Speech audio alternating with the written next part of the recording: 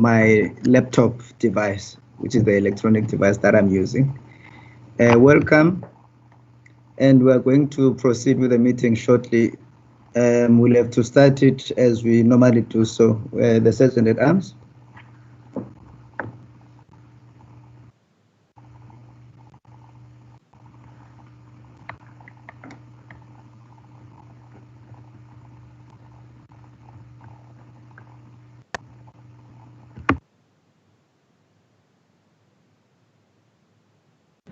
Mr. Speaker.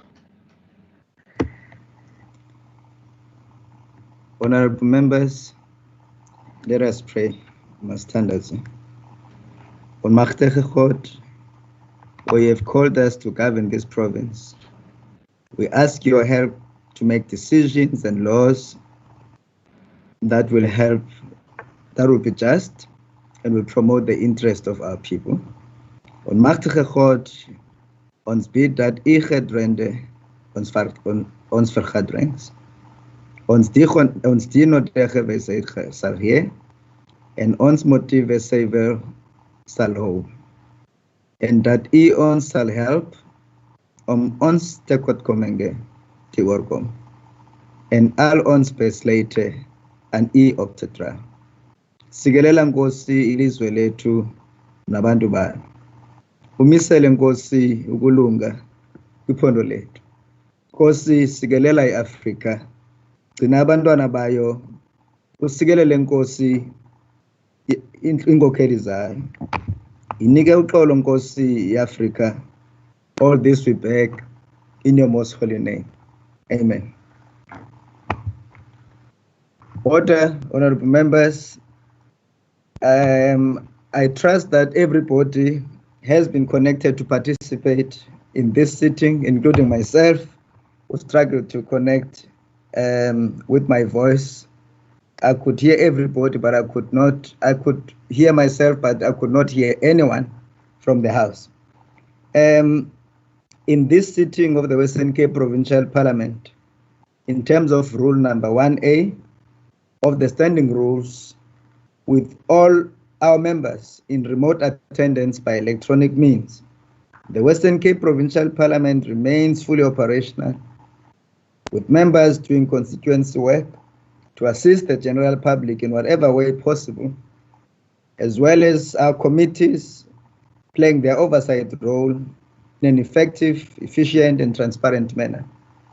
Our sitting today will be conducted in terms of the standing rules and directives issued by me on the 17th of April, 2020.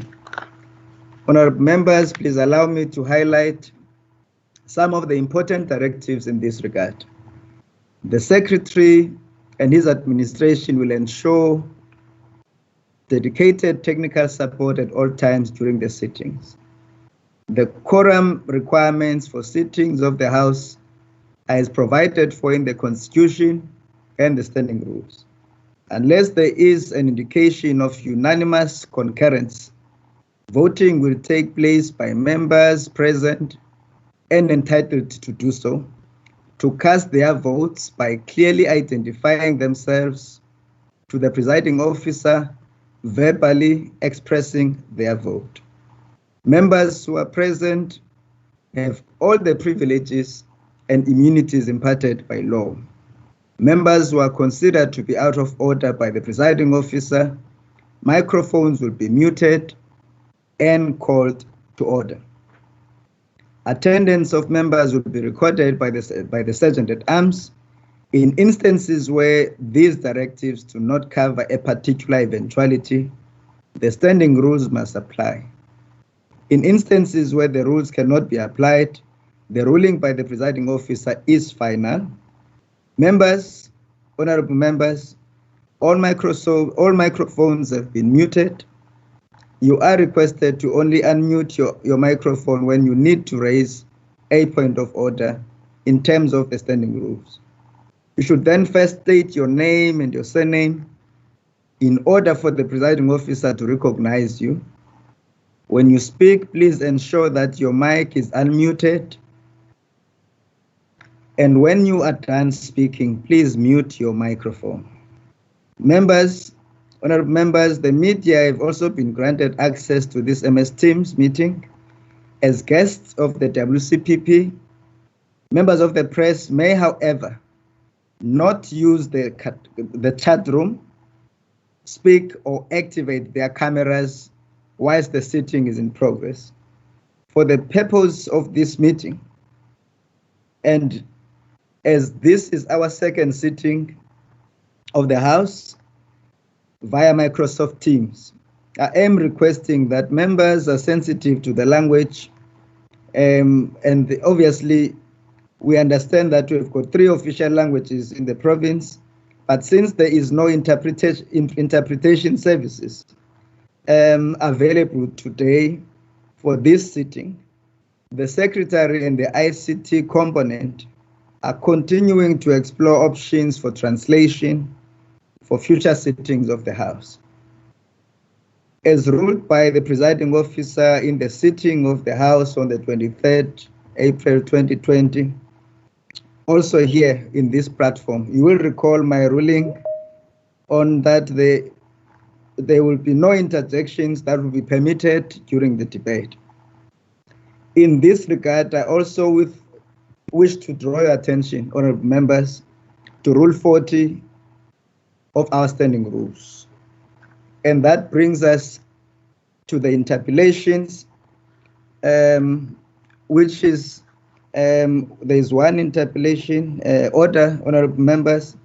We'll now proceed to the interpellation, and I recognize the Minister of Community Safety, Honorable Albert Fritz.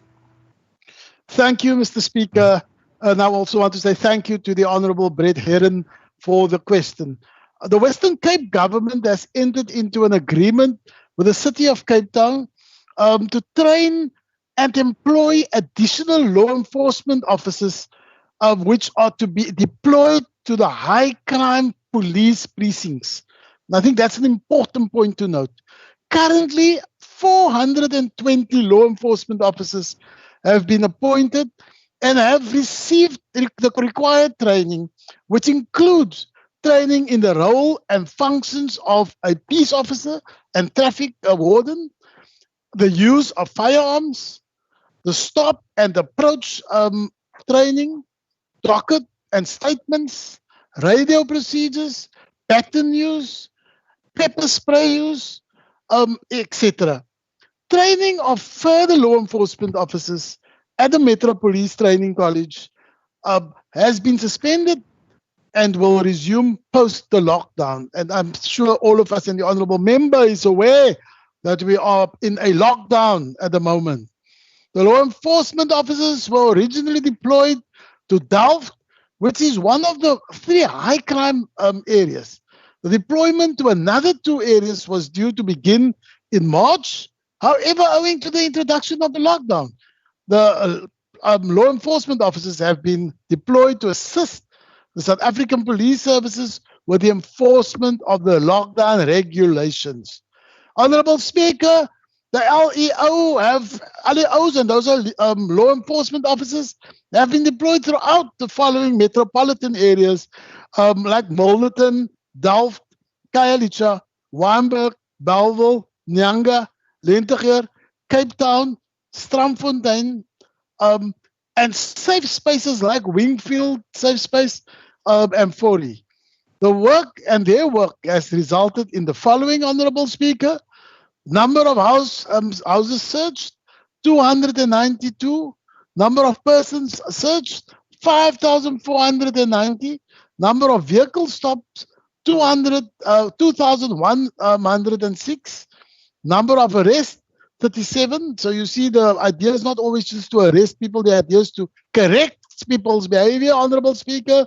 And then number of notices to appear in court, 851. And COVID-19 related complaints stands at 515. As the lockdown restrictions are eased, the LOEs will increasingly be deployed in the high crime areas to which they were initially meant to be deployed. And I just want to quickly make a comment. Over the lockdown period, we've seen a reduction in some of those murder rates. Unfortunately, after the last weekend, we have seen again an increase of criminality and murder in many of our high crime areas. Thank you, Speaker. Thank you, Honorable Minister. I now recognize Honorable Heron. Thank you, Speaker. Speaker, when the Minister of Community Safety said of the safety plan that we stand by the noble dictum that you do not play political games with people's lives, we agreed. Eradicating crime from our neighborhoods and making the homes, streets, and public spaces in our province safe is important. In fact, it's critical. The question is whether the safety plan is a serious commitment to eradicate crime or a dangerous and unscrupulous political game. I tabled this discussion because, having read the real safety plan, I see that what is proposed to deliver doesn't match the promises that have been made. The devil is always in the details, and despite many of us asking for them, we never got those details, until the City of Cape Town had to approve the Law Enforcement Advancement Plan. We were asked to move hundreds of millions of rands to fund 3,000 new law enforcement officers that would be deployed to crime hotspots to reduce violence. As recently as the 14th of November, the Minister said 3,000 new law enforcement officers deployed where and when crime happens. Yet 3 weeks before that, on the 23rd of October, the Cabinet had already considered 4 deployment scenarios presented by the City and resolved to approve the rollout of only 1,000 officers. The Cabinet explicitly rejected the 3,000 officer scenario. We were promised 3,000, we're now only getting 1,000. The Premier promised to halve the murder rate. The plan identifies the top 10 murder police precincts in the Western Cape, and both the safety plan and the Minister promised that these new law enforcement officers would be deployed where and when crime happens. But now I see that this is not what is going to happen. The devil again is in the details. The city's law enforcement plan doesn't match the murder hotspots. The new law enforcement will go to Nyanga, Philippi East, Delft and Kraaifontein, but they will not go to the murder hotspots of Harare, Guguletu, Umfeleni or Bishop Lavis. And what you're doing in Mitchell's Plain and Khayelitsha is not clear. In one part of the city's plan, Khayelitsha is included, but Mitchell's Plain is not. But in the detailed deployment plan, there's no Khayelitsha unit, but there is a Mitchell's Plain unit. Either way, out of the 10 murder hotspots, you plan to deploy these boots to only 5 precincts. The other 5 precincts or units will not be deployed to the remaining top 10 hotspots. There's no doubt that many other communities are also ravaged by crime, but if you're not prioritizing by murder, then how are you prioritizing where these new officers will go? How is the Premier planning to halve the murder rate if you're not sending any new law enforcement to half of the murder hotspots? Thank you, Speaker.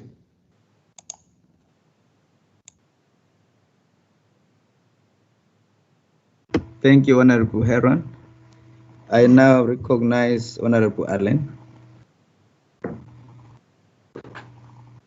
Thank you, Mr. Speaker, and thank you also to Member Heron for raising this topic. As I was listening and recalling that in 2018, the police to population ratio in the Western Cape was on average 1/3 lower than the rest of the entire country.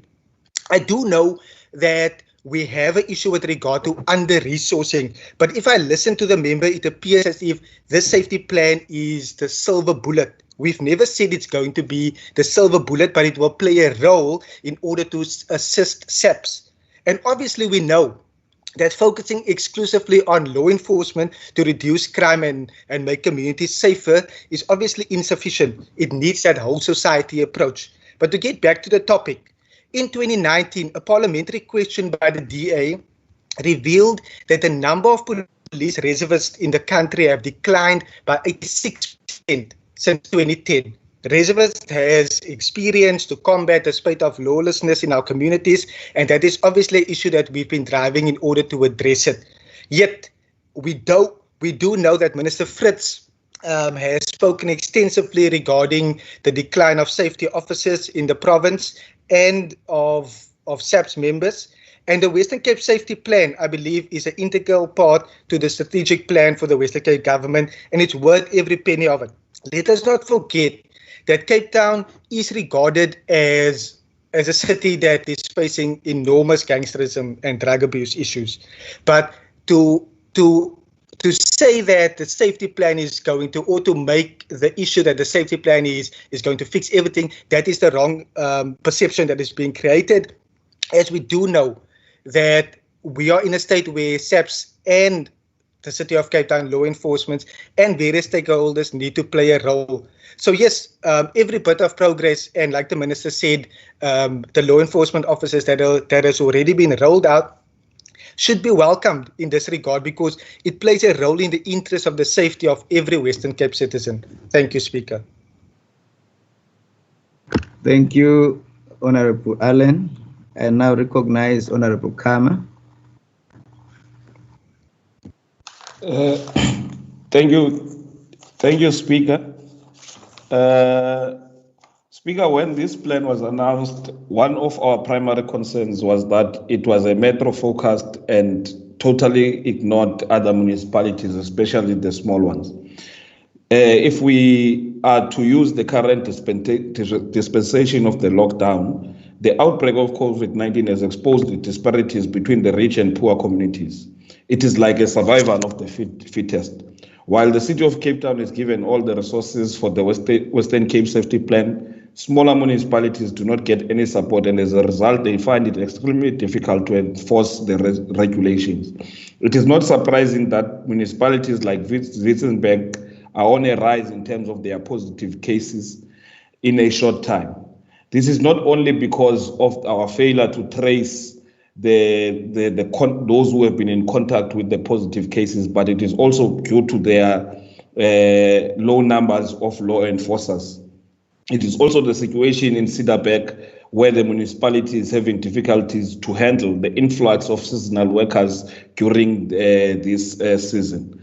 I therefore want to submit, Speaker, that part of the trained law enforcement officers should be immediately dispatched to smaller municipalities to assist in combating the spread of COVID-19. In conclusion, Speaker, this outbreak presents a moment of reflection, and therefore the Premier needs to rethink of his safety plan. The priority should be addressing the root causes of crime, as well as employing the district strategy in its implementation. Is the MEC prepared to demonstrate that a serious consideration is made to address these concerns using the safety plan? Thank you, Speaker. Thank you, Honorable Kam. I now recognize Honorable Heron.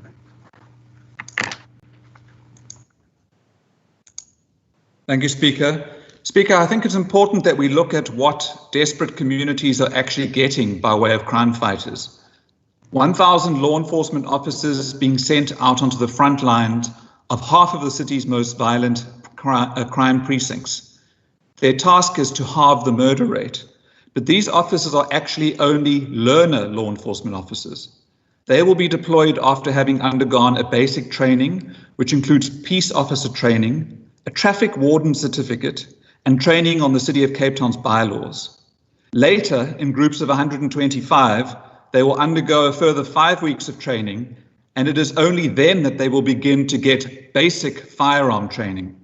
So your boots on the ground plan is to send 1,000 learner law enforcement officers, initially armed with pepper spray until they get their basic firearm qualification, into half of the city's most violent crime hotspots.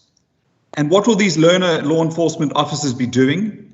500 of them will form part of the neighborhood safety teams in 10 policing precincts.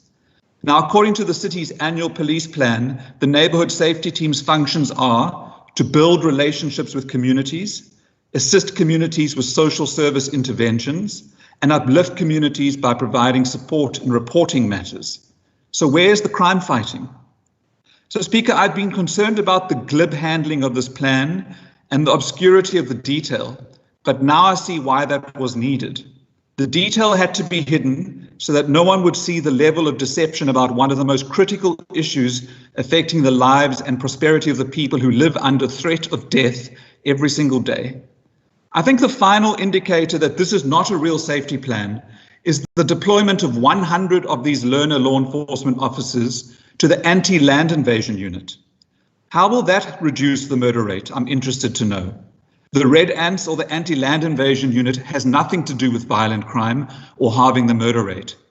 And neither apparently does this so-called safety plan. This plan is a sham. It is really shameful. It's a cynical hoax. And I think the DA should hang their heads in shame. People have been desperate for some relief from the relentless killing fields that they live on. But this is nothing more than a cruel and despicable false promise. Thank you, Speaker. Thank you, Honorable Heron. I now recognize the Minister. Thank you, Mr. Speaker. Thank you very much. I just want to start off by saying that I find, the comments made by the Honorable Heron a bit very, very confusing. Firstly, no one ever said that we want to immediately get all this in place and that in place. We always said that this safety plan and our approach to the safety plan is a non-static approach plan. It's an incremental plan where we will incrementally introduce step by step all our different forces that we want to deploy to the city. I'm amazed that the Honorable Heron still has the skitskop and donor approach to any form of crime and violence. And we have learned that that approach just don't work.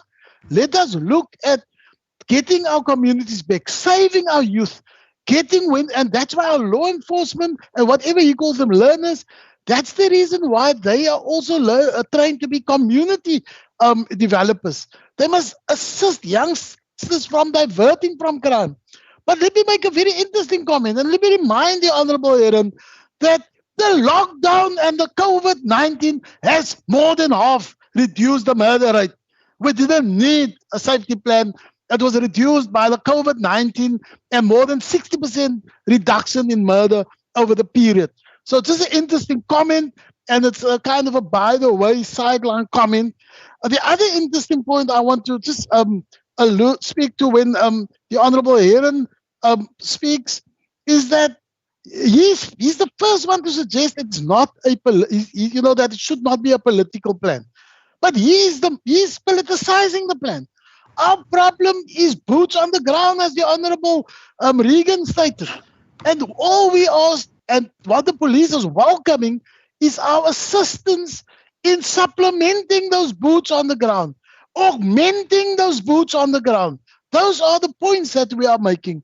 The second point I want to just emphasize is that, we are also actively working with the provincial police and our provincial police management, provincial commissioner, around getting all those other reservists that was laid at home and left at home, get them back because they are seasoned trained police officers.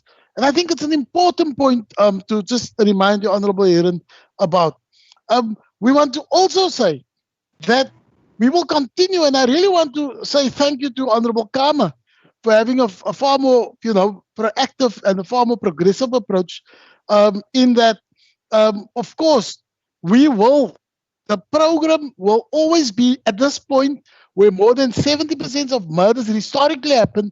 We will at the moment start in the metro, and that is to target those areas that we have seen. If you deal with crime in those areas, you almost more than half kind of slash the murder rate.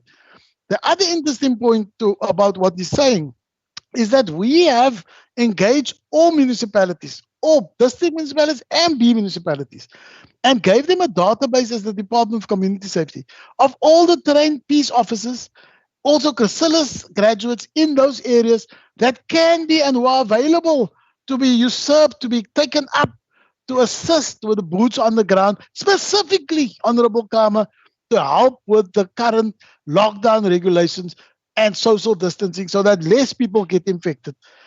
Also, the important point that we want to emphasize is that we will continue, irrespective of what people and how people want to politicize this, we will continue to get and to train more. Post lockdown, more people will be able to, more of our youngsters will be able to go back to college, to get the training. By the way, all of them, that's at the moment on the road, all of them have firearm training and certified firearm training. So I think we will continue with that. And, there's a lot of people who always say something. It's easy to be in opposition because they can always say something. Let's go and make the difference. And we actually appeal to all our opposition members and leaders to assist with making and adding to making the Western Cape a safer place in every square where you are, everywhere where you are. I want to also thank Honorable Heron for alerting us to some of the kind of abuses that happened over the past week with relation to COVID regulations being implemented. That's been dealt with. And I want to say thank you very much, Speaker. Thank you, Honorable Minister. Thank you, Honorable Members. That concludes Speaker. Time for interpellations. Speaker. Honorable Dagmo. Thank you, Speaker. Just on a point of order, and I'm not sure how your ruling would affect this, but in the interpellation, MEC Fritz referred to skit and donor. Now, in regard to parliamentary language, firstly, I would like you to please investigate whether that is parliamentary language. And in addition, that was really not the point that Honourable Heron was raising. He was not talking about skit and donor. He was actually raising coherent points around the failures in this plan. So, the point of order. Thank you. Thank you, Honorable Dagmo, the leader of the opposition. That point has been made, so I will have to listen to the next point of order before I make a decision. Who's the next point of order? It's from me, Speaker Ricardo. Speaker, the Honorable Dagmo rightly raised his point about the skit and donor. Yes, but then he made a political point. You can't make a political point on an interpellation. What's your point there, Honorable Mackenzie? Speaker, what I was saying that the Honorable Dagmo rightfully raised the point about skit and donor, and that's fine on the point of order. But then he went on to speak for 45 seconds on a political point on what Member Heron was intending to say. That's not a point of order. Thank you, Honorable Mackenzie. Honorable members, I think the area that has been raised as a point of order by Honorable Dagmo, it is a point of order to consider, and the language that was used, if it was used in that way, it is indeed not consistent with the decorum and the convention of the House. Before I address Honorable Fritz, the Minister Fritz, I would like to request Honorable Dagmo, when you raise a point of order, to stick to the point that you are raising, so that you draw the attention of the Speaker, not to deliberate on the debate that the member was making, because that then becomes out of order itself. Now, on your point of order, it is correct, and I'm now raising it directly with the Honorable Minister. Honorable Minister. Honorable Speaker, on a point of order. Honorable Speaker, before you make a ruling, if I may. Of course, you are welcome, Honorable Mitchell. Thank you, Honorable Speaker. Speaker, before you make the ruling, I just want to highlight that in the Afrikaans language, skit en donor is very often referred to as a gesegde, and you use that as part of an expression, as part of the Afrikaans language. And as we are in the Western Cape, where 3 official languages are recognized, I think the Honourable Minister used that as line in his speech as part of an expression in the Afrikaans language. But may I also comment, because I'm the subject? Honourable Speaker. Just before your ruling, Honourable members, I'm not accepting any point of order, Honourable Dagmo. At this stage, I'm busy. I'm on the floor. Honourable Fritz, Minister Fritz, I take the point raised by Honourable Mitchell, but again, that is not the language that we use in Parliament, consistent with the decorum and the convention here. I also have too many words in Xhosa. It's Xhosa that you can throw around. But I mean, we just want to proceed with the meeting, and in the spirit of what we are accustomed to in the House and consistent with the decorum and then the convention. I would like to hear from you, Honourable Minister Fritz. Thank you, Honourable Speaker. The term skitskop en donor is an absolute accepted, and Honourable Dagmo knows, it's an accepted phrase to display a krachtdadige, a police brutality mentality where people go in with guns and they shoot and they don't. And the context was that we want to train our law enforcement officers as community developers, not to go and just shoot people. That's skit. Skit means shoot. Skop means kick. And like donor also means kick, So, I mean, what I mean is... Please withdraw, Honor. Okay, I withdraw, Honorable. The other part is okay, Honorable Minister. You are correct. But it's just that the discomfort is on the donor. Okay, no, I withdraw. I think you must know learn some Afrikaans. Thank you, Honorable Speaker. I've got another name, another word in Afrikaans that I love, but I don't use it here in Parliament. Thank you very much, Honorable Minister. Honorable members, thank you.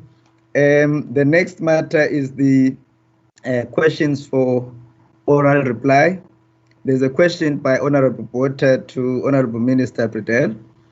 I would like to draw the attention of the honorable members to that because there is 4 follow-up questions. If the honorable member wishes to have a follow-up question, I'm going to request that you press the mic as you've seen how we've been doing here now with the point of orders. Just say your name and surname, then I will acknowledge you. However, you don't speak immediately because I'll simply note you. The first member that I will recognize is the member that raises the question, which is the member that has asked this question is Honorable Porter in this case. So the first follow-up goes to her if she so wishes to take it. And the rest of the follow-ups will be apportioned as per the indication by members.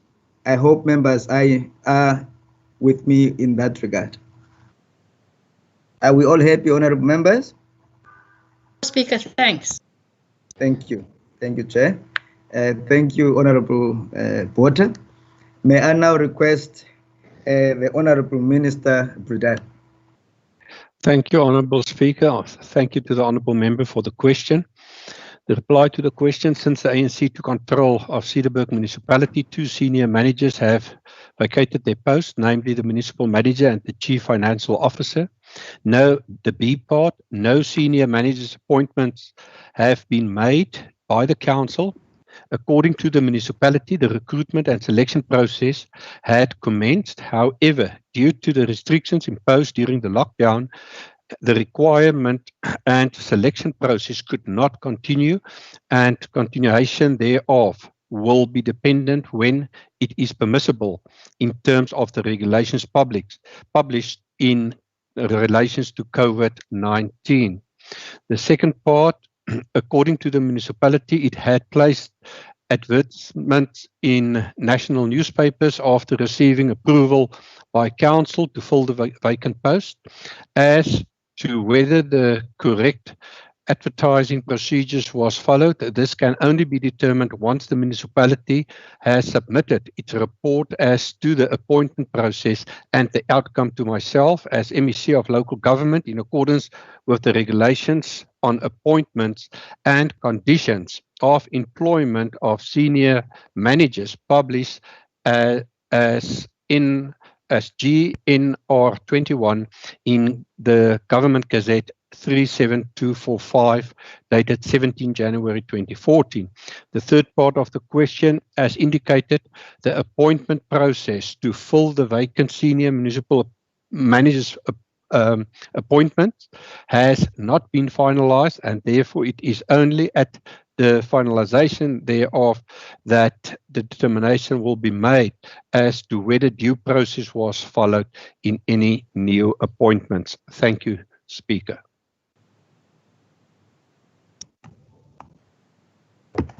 Thank you, Honorable Minister. And now recognize Honorable Porter. Dankie, Speaker. Minister, ek hoor wat u nou net geantwoord het.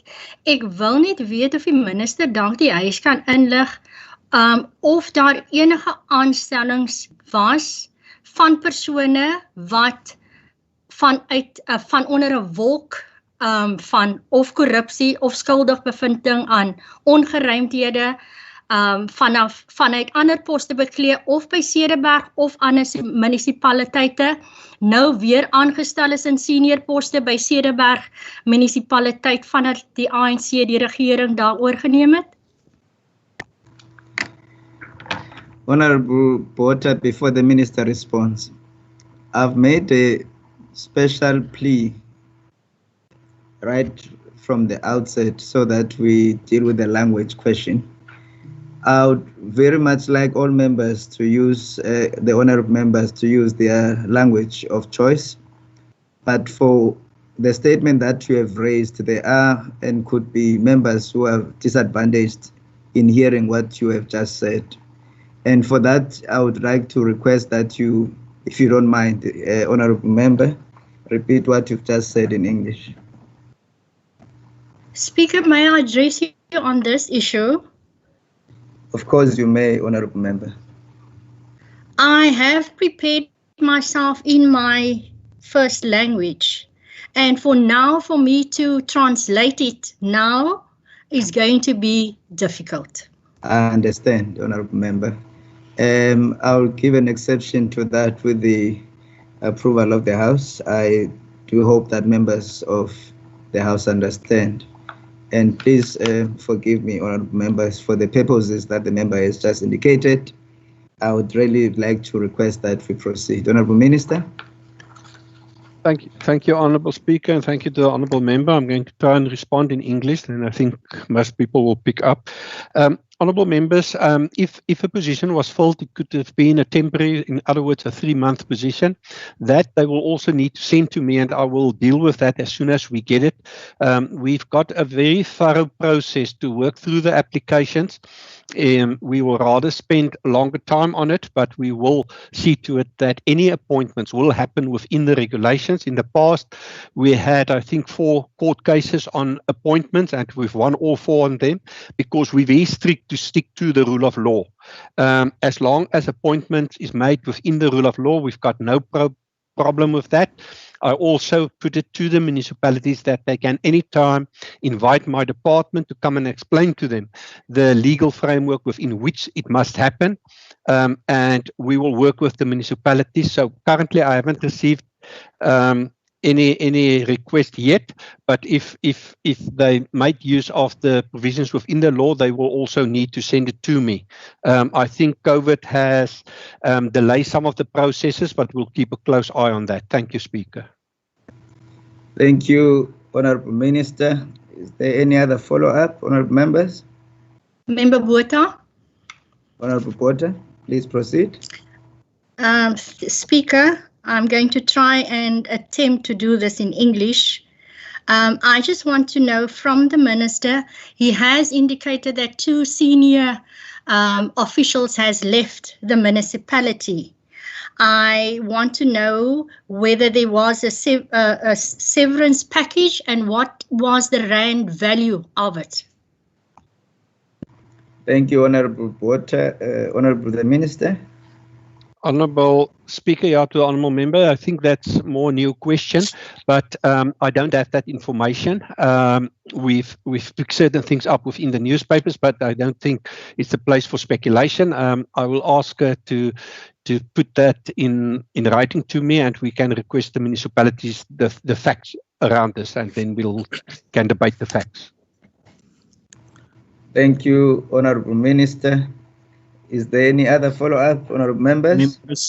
Member Smith. Honourable Smith, please take the podium. Thank you, Speaker. Thank you.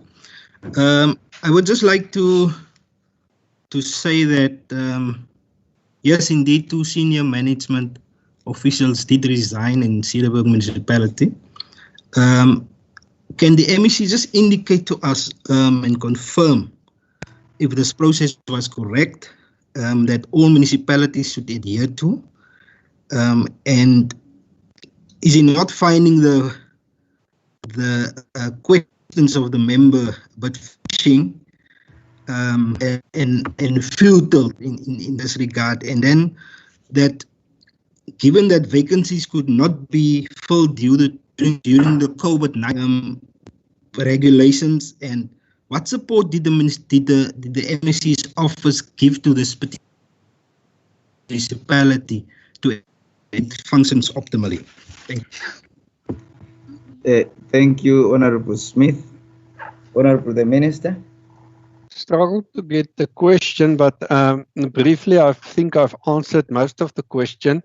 It's a process that the municipality is in charge of. We need to, and I get it more and more, we need to realize we work with government swears, Honourable Speaker.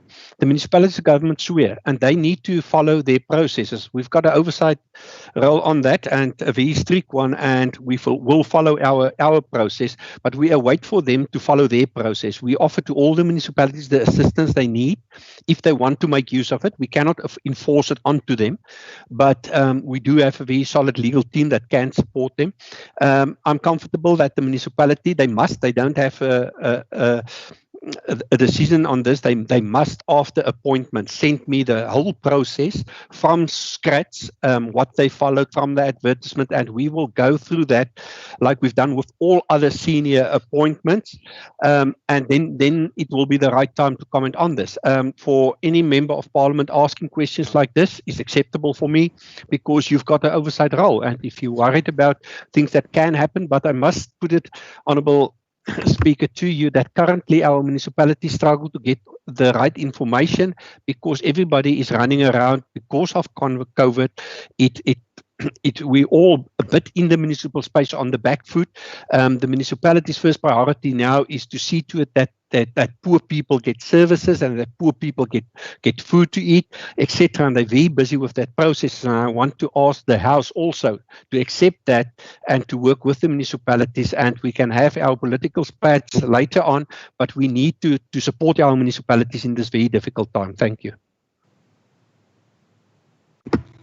Thank you, Honourable Minister.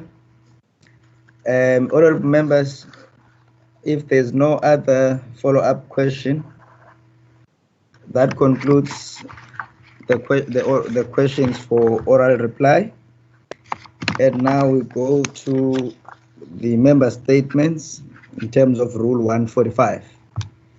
I now recognize the TA. Remember, member statements are only 2 minutes. The TA. A point of order, Mr. Speaker. Thank you. Honourable Wenger. Honourable the Chief Whip. I'm just checking that there is only one oral question and not two. Thank you, Honourable Chief Whip. The second oral question is withdrawn. Thank you very much. Thank you. It was Honourable Chief Whip, if I may address you in the House. It was a question by Honourable America to Minister Bredel, which has subsequently been withdrawn by the member, Honourable America. Thank you. I now recognize... Point of order, Speaker. Point of order. Who's that? Honourable, yes. Honourable the Leader of the Opposition. Thank you, Speaker. Speaker, I would just like to ask, in terms of our rules and the conventions that govern the House, we had welcomed the question by Honourable America, and we have now been informed that he has withdrawn. Surely the Speaker owes the House an explanation, because there is a lot of preparation that is being done to take the question seriously by the opposition. So could you just explain to the House on a point of order, what was the reason given for the withdrawal? And do you personally, as the Speaker of this House, support that conduct? Honourable Speaker, point of order. a point of order. Honourable members, I recognize the point of order by the Chief Whip and then the Deputy Chief Whip of the majority party. Thank you, Mr. Speaker. The convention is that members who pose questions may withdraw them at any point, and that is a convention that we have followed certainly for as long as I've been a member, which is 6 years now, without any explanation required. So I don't think that this convention should be changed at this stage. Thank you. But is it because Member America realized that he made a mistake? That he made a mistake because he knew that he would be exposed? Honorable Dagmo, order. I have not recognized you now. I've recognized you earlier. Please do not do it that way. May I request the Honorable the Deputy Chief Whip of the Majority Party? Thank you, Honorable Speaker. Speaker, I refer to rule number 201, subsection 4, and it reads, a question may be withdrawn by the member who submitted it at any time before it is answered by a member of the Provincial Cabinet. Thank you, Speaker. Thank you very much, Honorable Mitchell.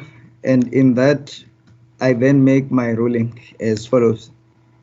In terms of the convention and of course in terms of the Rule 201, as said by Honorable Mitchell, subsection 4, and all the other conventions that were used to in the House, I think the Chief Whip of the Majority Party, who is the Chief Whip here in this case of the House, she makes a point. I also can say Honorable Dagmo, the leader of the opposition.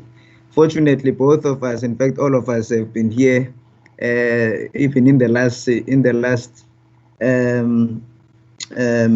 last Parliament term. We really don't question members when they withdraw their own question. In isiXhosa kuthiwa exhele yakhe oxhele yakhe akabuzi, meaning the one who slaughters his cow does not get to be questioned by those who are not slaughtering. So I think let us leave it to the member to eat his own cow. May I request, therefore, we proceed so that we get ahead with our business of the day. Honorable members, I'm going to proceed now. We've got a business before us.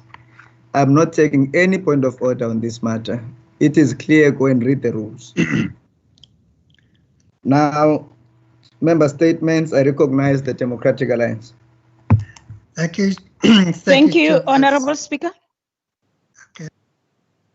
You're welcome. Who's going first? Member Maseko or Member America? Member Maseko can go, Speaker.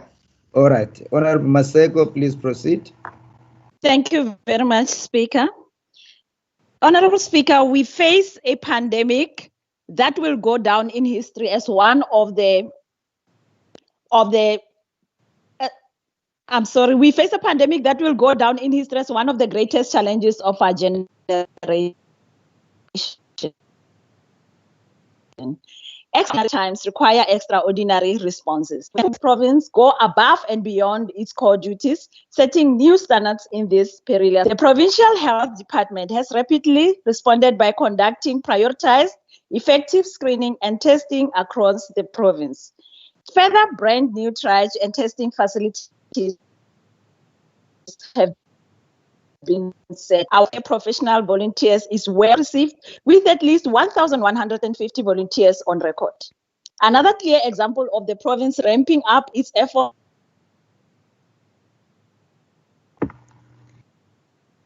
done so during lockdown. Though initially attacked by some in the opposition for this humanitarian, we have remained steadfast in our commitments. Thousands of children from vulnerable backgrounds are supported by this initiative. Economically, COVID-19 will have a long-lasting impact on generations to come. But a healthy state of finances and ability to manage funds in emergencies is not seen elsewhere in our country and will stand us in good state. We are pleased to know this connects businesses with their resources and support they need. There have already been over 40,000. Hello? Can you hear me, Speaker? Yes, you may proceed. I just wanted to draw your attention to that. You can take time and just finish your statement, man. No problem. Okay. Honorable Speaker, in human settlements, we have seen the launch of mobile application, which simultaneously provides a digital platform on which our residents can register for housing application or update. There is a background. I don't know if it's you speaker speaking or is a lot of noise in my ears. Can I be protected on that one? You also have challenges with time. Okay, let me finish the last sentence. Please. It is okay. It is up to each and every one of us to play our part too. The public sector and private sector must both contribute to meaningful support for a shared future we can look forward to in every uncertain present time. Ubuntu is needed now more than ever. Thank you. Thank you, Honorable Maseko. Honorable members, I recognize the African National Congress. Thank you, Speaker. The ANC. Thank you, Speaker. Thank you. May I request, before the member identifies oneself here, colleagues, honorable members, the system here is under pressure right now. I'm requesting that if you're not speaking, you mute your mic, and when you want to speak, you then unmute, and when done, you mute it again. And before you speak, just check your best spot of network at your particular home or office so that you move to the spot where there's a better reception in order for you to be audible at all times. I now proceed with the next honorable member from the ANC. Who is that?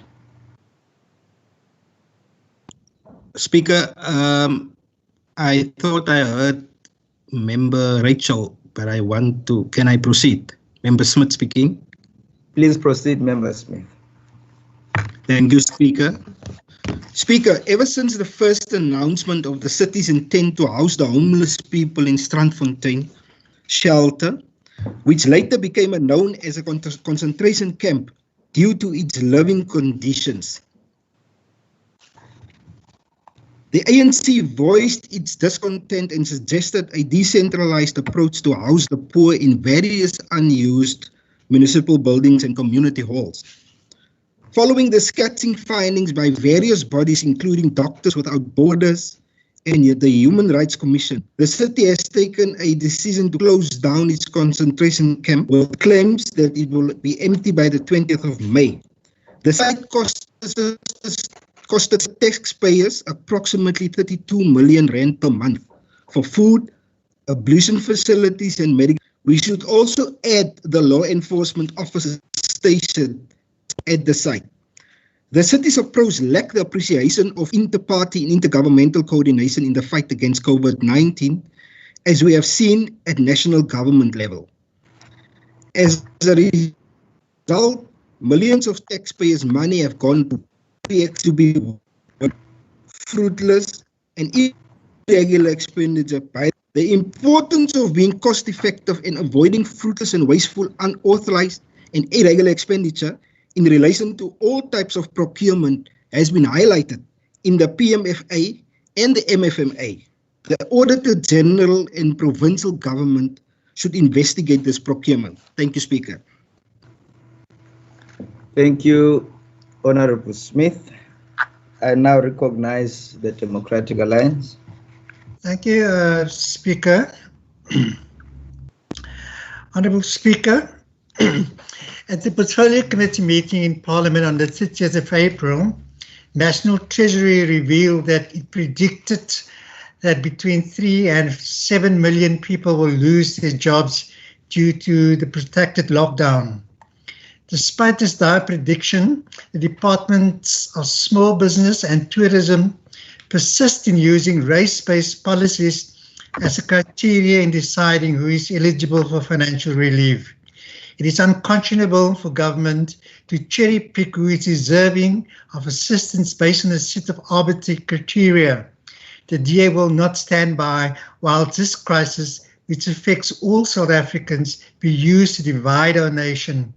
The ANC national government does not seem to grasp that there are instances in which a business may be denied emergency relief because the owner is white, whilst a significant number of employees are persons of color.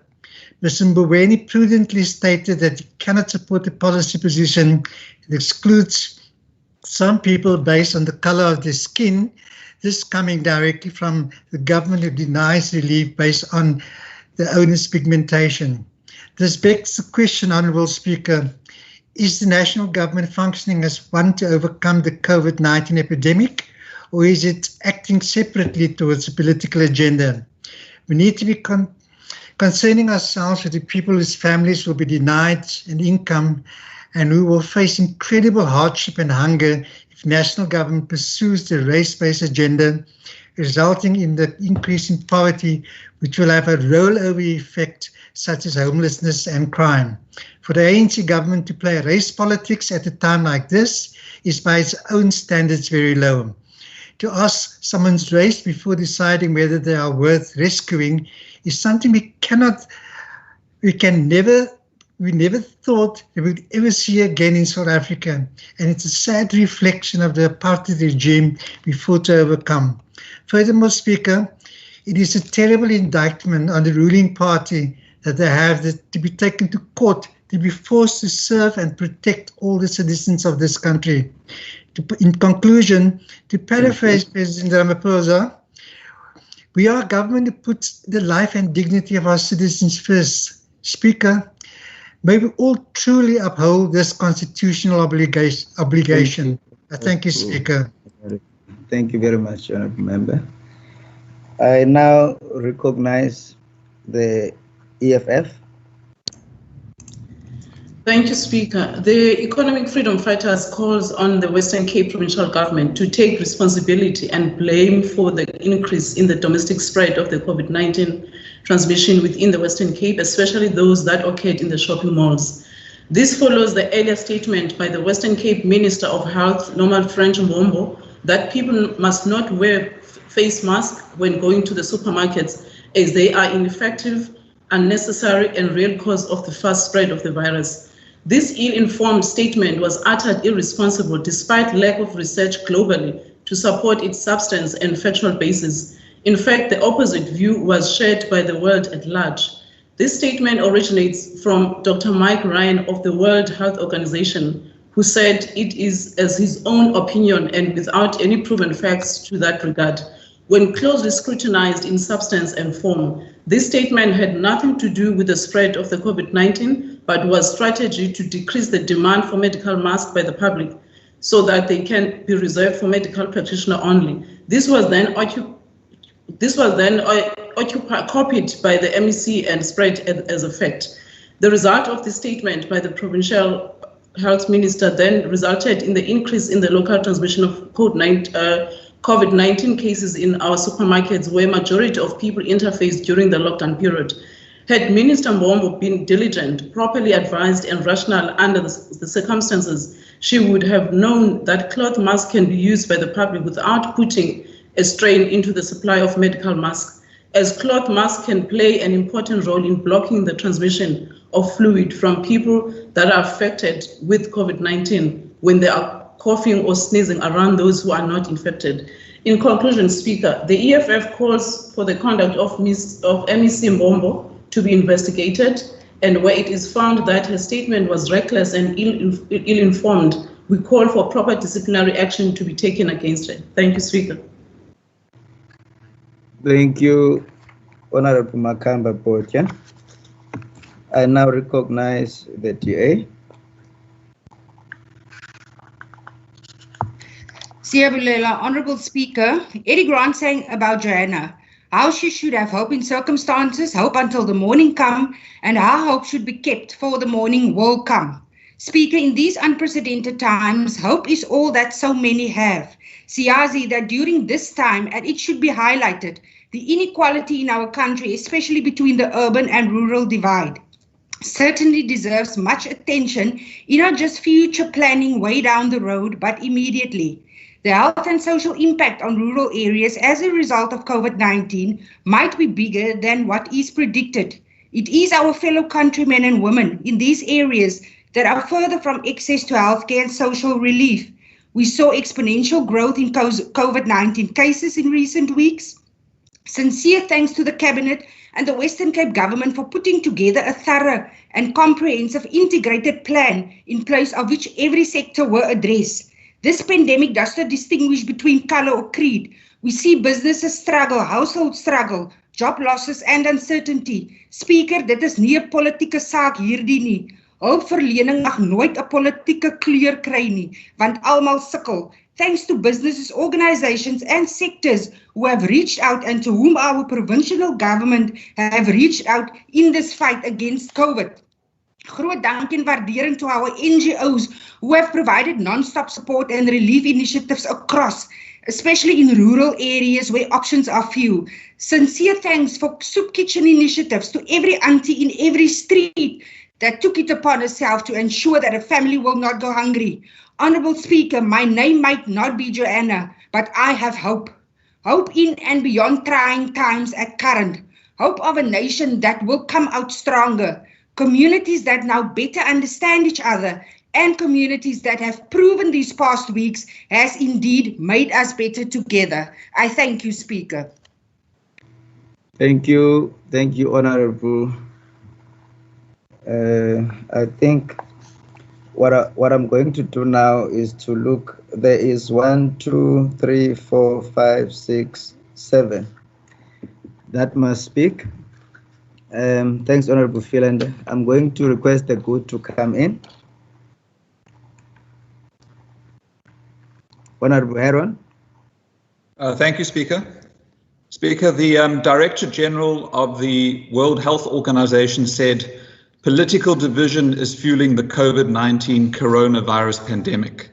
The virus exploits personal differences, especially those between ideologies or political parties. This virus is dangerous and it exploits the cracks between us. A lack of unity can distract leaders and the public, leading to a loss of life. Our province is the epicenter of the virus. The Premier can deny this and claim that we are better at testing, but the numbers don't lie. We have tested about half the number of people in Gauteng and have twice the number of infections. Maybe we are testing smarter and finding more positive cases, but this cannot explain why our death rate is nearly 5 times that of Gauteng. We have 73 deaths, although I believe it's 76 as of today, while Gauteng has 15. That death rate confirms that this province is the epicenter, and that has nothing to do with better testing. Our residents are most at risk, and we seem to have a Trumpian government denying that we are the epicenter. The DA government is taking every opportunity to challenge the national plan, unable to resist a political opportunity and succumbing to populism. They champion cigarette sales. Their members of parliament egg on the surfers who break the rules, describing this as terribly satisfying. And the Premier wants to challenge the strict exercise allowance. Mr. Speaker, leadership is not about challenging popular sentiment. Leadership is about making tough decisions and keeping people on board. The DA seems hell-bent on derailing our response to this pandemic because they cannot resist the exploiting the cracks between us. Thank you, Speaker. Thank you, Honourable Heron. I now recognize the ACTP, Honourable Christians. Thank you, Speaker. Can you hear me? Yes, Honourable Member, everyone can hear you. Thank you, Speaker. The ACDP in the Western Cape asked the Premier, Mr. Alan Winde, to engage the President of the country, Mr. Cyril Ramaphosa, and the National Command Council to have the level of lockdown lowered in certain districts within the Western Cape. The lockdown level must be changed because it's absolutely critical for the survival of businesses. Speaker, certain areas can open for business in a responsible way, adhering to all the regulations and conditions stipulated by law. This will reduce the fiscal pressure on national government, but also ease the cash flow problems for many businesses. Speaker, it's important to open businesses in certain districts because the unemployment rate is growing. Some business will never open again, and everyone's livelihood is affected. According to the statistics released by the Western Cape government, certain districts has remained stable. Speaker, let me give you examples. The Garden Route, sitting with 62 cases, George 14, Beto 5, Knysna 14, Mossel Bay 19, Hezekiah 7, Oudtshoorn 3, Kanaland 0. Central Karoo still don't have any cases. Prince Albert, Beaufort West and Ladysmith with 0. The Overberg District Municipality also only have 19 cases, 2 Cape Agulhas, 13 Overstrand, 2 Swellendam and 2 Theewaterskloof. In conclusion, Mr. Speaker, the ACDP in the Western Cape urges the Premier to urgently address this matter because our businesses are suffering and closing down. I thank you. Thank you, Honorable Christians. I now recognize the ANC. Thank you, Speaker. Speaker, since the outbreak of global coronavirus in late last year and its subsequent spread to various countries across the globe, we have witnessed a series of stigmatization, racism, xenophobia associated with it. In certain Asian countries, Africans were prohibited from accessing shopping malls and other social amenities.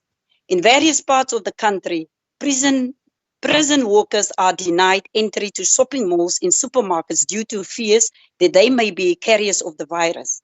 The Western Cape has not been spared from the social stigma associated with the COVID-19. We experienced this firsthand when the first Khayelitsha patient was allegedly threatened with evictions by the landlord. A family was also badly treated by the community. This repeated itself in Boland, where the community evicted a suspected COVID-19 patient. Today, I rise to call on leaders of various political parties and society at large to speak out against stigmatization. We need more voices to bring an end to the social stigma associated with this disease.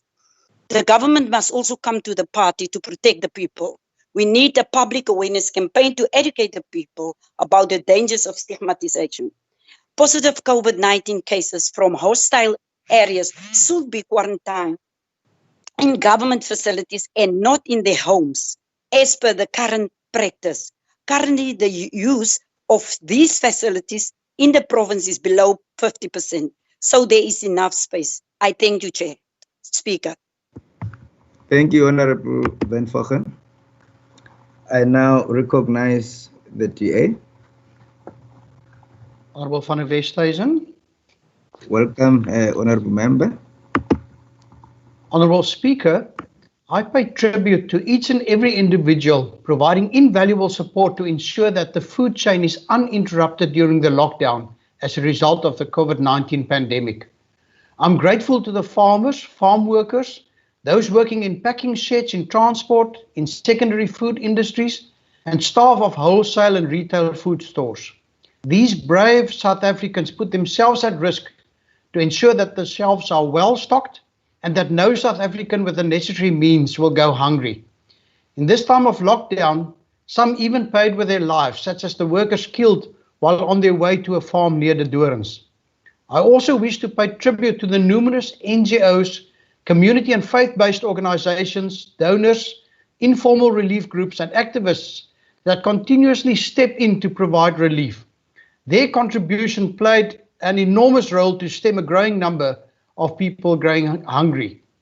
How sad then to learn of national state organs slowing down and hampering these initiatives through unnecessary, clumsy centralization.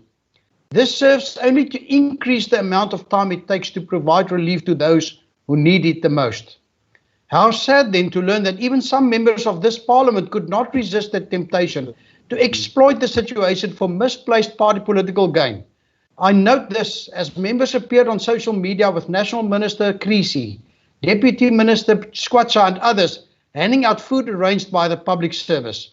All this taking place while the offices of SASSA, the main agency for social grants and relief, were closed by national government.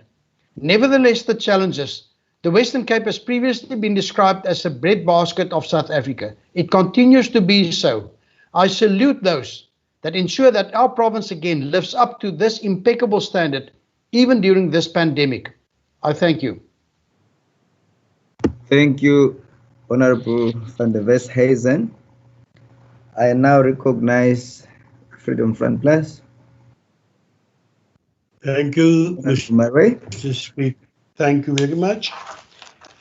On behalf of the Freedom Front Plus, I wish to record and express our great concern at the ever-increasing rise of new COVID-19 infections in the Western Cape. It has become obvious that the Western Cape government was ill-prepared with no effective plan to stop this trend. This reason caused great fear and panic amongst people, especially the poor, the homeless, and the unemployed. Also noting that our dear member of the House, Baku Baku, Force, as reported, has been tested positively for the COVID-19. I wish her a speedy and full recovery as a well-respected, competent colleague of ours and a member of this legislation. My prayers go with her and her family and other colleagues in this House. Thank you, Honorable Marais, and thank you for the well wishes to Honorable Babu Babu Force. May I now request the Al-Jamar, Honorable Brengais.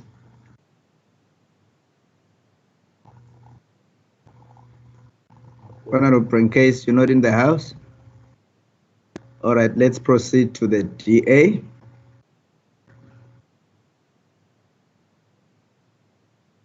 To the DA, you're not taking the opportunity? Okay. Now let's conclude on the member statements with the provision of rule number 145, subsection 6, which makes provision for the member of the executive to respond. I'll give an opportunity to a minister to respond for no longer than 5 minutes. Members of the executive.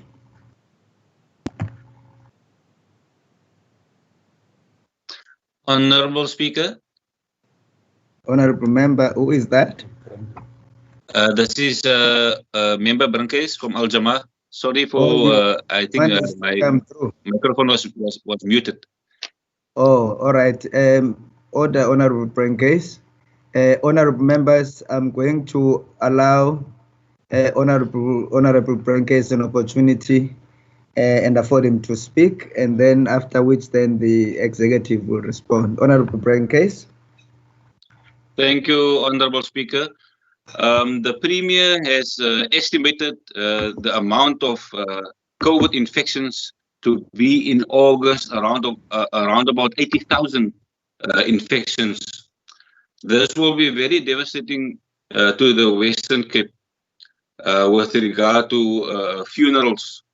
The Western Cape need to equip our communities, especially our mosques in our churches, with personal protective equipment, so that the communities in the mosques and the churches can be complying with the national regulations with regard to funerals. I thank you, Honorable Speaker. Thank you, Honorable Brengais. I now recognize the members of the executive.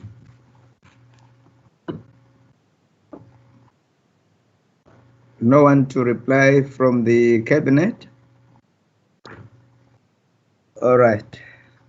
Thank you very much, honorable members. And that concludes member statements.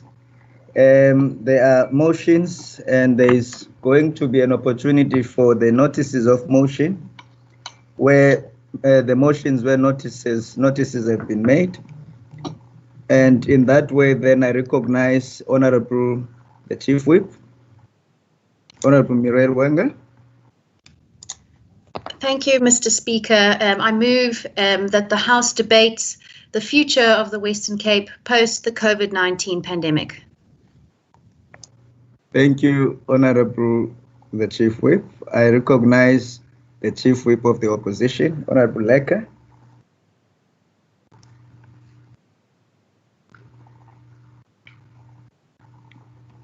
Waiting, Honorable Lecker. I hope you connected. Let's proceed to the DA, Honorable Bartman.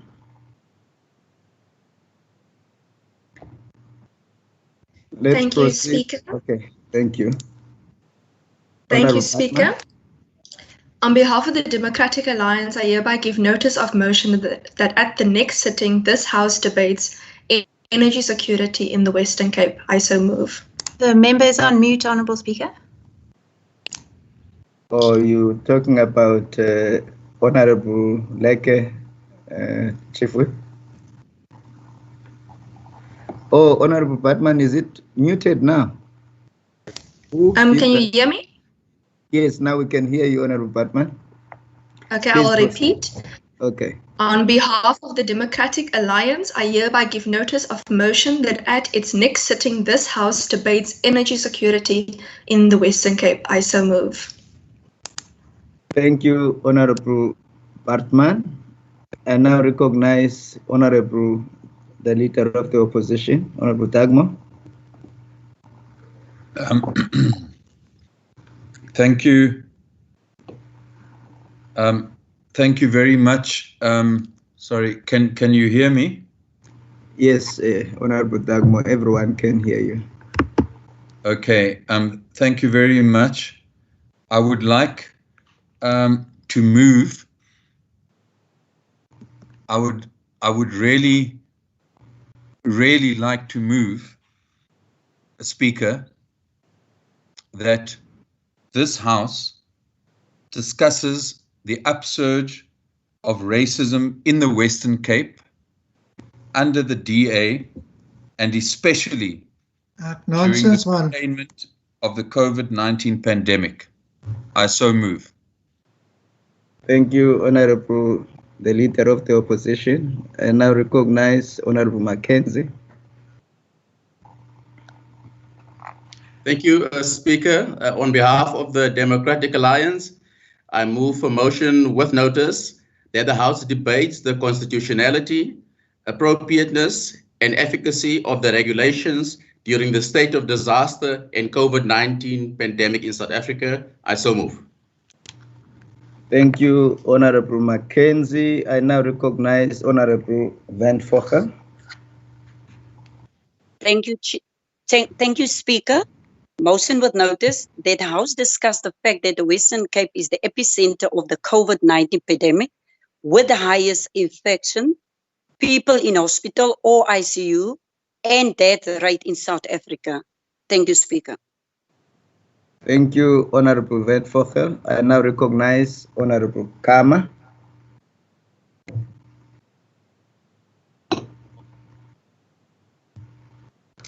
Honorable Kama. Honorable members, I now recognize Honorable. Thank you, Speaker. Sorry, okay. Speaker. All right.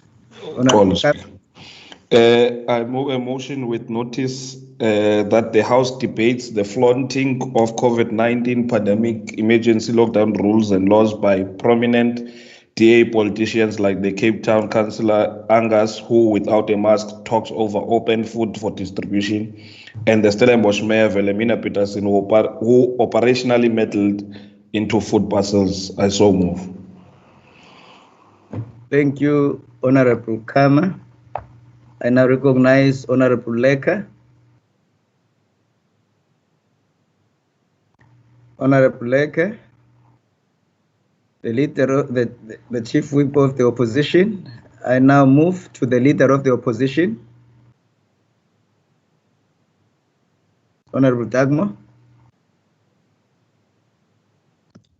Thank you, Speaker. Are we still dealing with motions with notice? We're still busy with the notices of motion, yes. Okay. Well, in that case, Speaker, I would like to move on a very serious note that this House discusses whether the failure by the Western Cape Provincial Administration to set up a provincial command center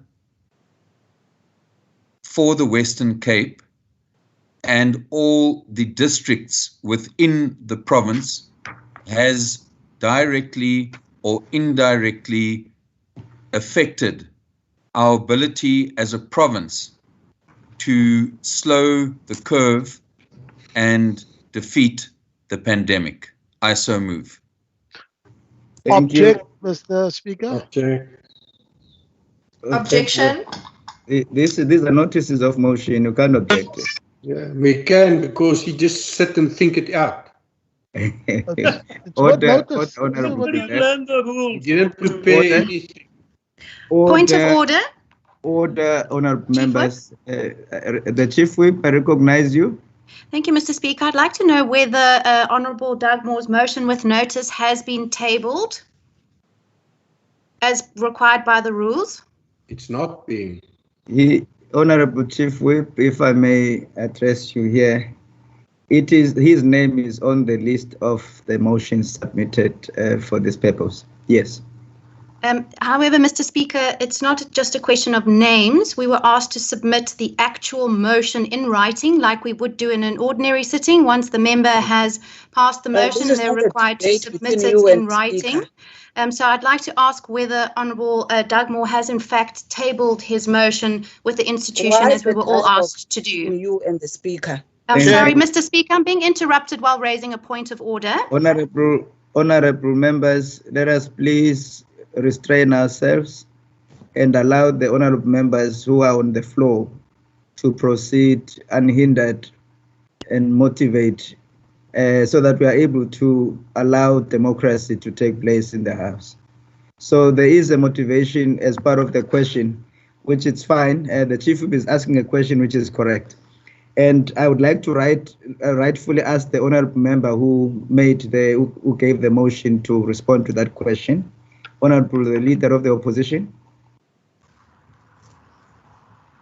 did you submit the motion that you've just read? Honourable the Leader of the Opposition. Thank you, Chair. Chair, my understanding is that motions with notice, which is what the House is dealing with at the moment, are submitted by members via their whips, and I can confirm, and if necessary, hold up my phone to show you the wording of the motion which I've just read. So I'm not sure whether the formal tabling appears on a piece of paper somewhere, but I can give this House and yourself, Speaker, the assurance that the motion that I've just moved to the effect that the Western Cape has failed to set up a provincial and district command center was submitted, and as far as I understand, that motion should have been appearing somewhere, but I did what I was supposed to do, Speaker. Thank you, Honourable Doug Moore. Honourable Chief Whip and the honourable members, the matter will be investigated by the Speaker, and I shall come back to the House in the next sitting. Thank you. Now let us proceed to Honourable Van Vogel. We're still on the motions with notice, which is the notices of motion. Honourable Van Vogel. Now, Honourable Van Vogel is not taking the opportunity. Are you, Honourable Member? Speaker, my phone was on mute. Sorry. No Speaker, problem, is it? I'm not sure. Are we at with motion without notice? Yes, we're dealing with motions with notice, the notices of a motion. Okay. Speaker, then You don't have one. No, I do have. Okay, please proceed, Honorable Member. That the House wishes its ANC member Tombezane Gladys Baku Force a speedy and fully recovery after she contracted the corona. That is not a notice of a motion. No, okay, don't worry about that. It's gonna be the next one. Your name is also there, so it's not this one. This one is the a motion with notice, which is a notice of a motion. Okay. So we can leave this for now, then we'll come back to you later. Okay, thank you. You are most welcome, Honorable Member. I now recognize the Leader of the Opposition on the notice of a motion or a motion with notice. I'm reading from the list that is before me, Honorable Members. You will please, if you please, with your indulgence, allow me to read the list as presented before me by the administration based on the list of names submitted. The Leader of the Opposition, are you taking the opportunity? Speaker, could I just address you? So far, I have moved a motion with notice concerning the issue of racism in the Western Cape. Then I've moved another one. Are you saying that my name appears for a third time? Yes, it does. It does. Okay. Yeah, but you have a right to forfeit the next opportunity if. No, Speaker. If I could proceed, and also trust that the Chief Whip and others will respect the fact that I have in fact submitted this motion. Can I proceed, Speaker? Yes, you may proceed, Honorable the Leader of the Opposition. Thank you. Speaker, I would like to move with notice that this House discusses whether the fact that the Premier of the Western Cape took 33 days before responding positively to a request by opposition leaders in the Western Cape for a meeting to discuss cooperation and partnership to fight the pandemic has had a negative or a positive effect on the efforts in the Western Cape to combat the pandemic. I so move. Thank you, Honorable the Leader of the Opposition. And now move to the next. Honorable Speaker, on a point of order.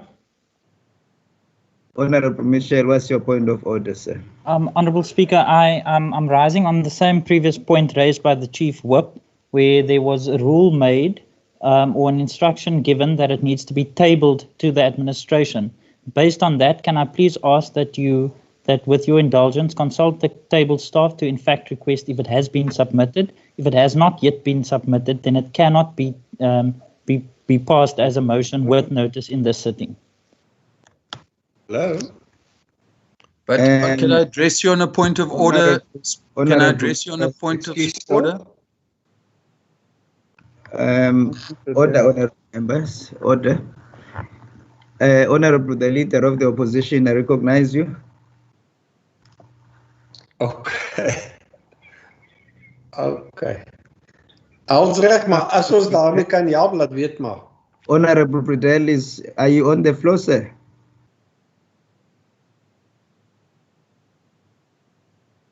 All right.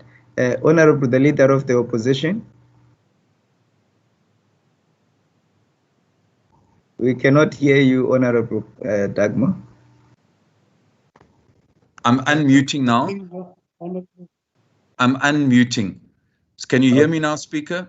Yeah. Of course, so, yes. Speaker, as I indicated, the submission of the motions with notice, including our concerns about the Provincial Command Council not being in existence, and this one that I've just moved now, those were compiled and presented as I would normally do to our Chief Whip.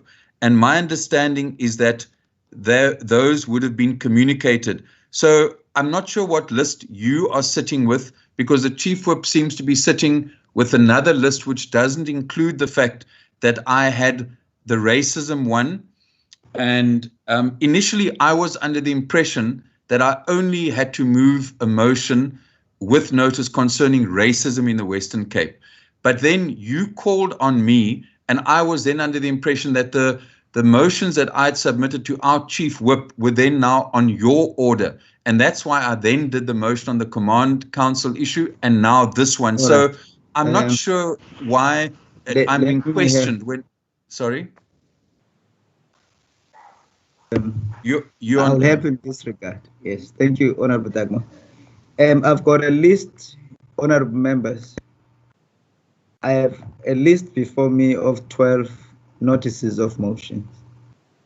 And this is the list I've been following. I've got one member that's left, and that is Honorable Nkondlo, in terms of the list that is before me. If the list is not the same as that is before you, then that could have been another glitch, which I don't think that is the case right now. So there's only one list, and that is the list that has been shared with all parties. Is that in order, okay, Honorable members? Yeah, well, I don't have any problem with that, but I don't have that list in front of me that you've got. I'm just listening to you. You called my name, and then I read the motion that I had submitted to our Chief Whip. What I can say to all the honorable members is that there was a list that was forwarded by Honorable Lecker, the Chief Whip of the opposition. And there were a number of motions that were sent with that list. And therefore, I may not confirm now which one is which, because that is not what I am dealing with right now. But in the next sitting, because I don't want to delay the sitting here, we will be able to confirm the issues on the areas that were raised by the honorable members with specific reference to specific motions, whether or not they were submitted in the administration for this purpose. And I think in that regard, we will deal with it and be able to report back to the House in the next sitting. Are we all on the same page, honorable members? Is that in order? Thank you. Now, the last notice of a motion is by Honorable Nkondlo, and in that regard, then I would like to request Honorable Nkondlo to take the podium. Thank you, Speaker. Thank you, Speaker.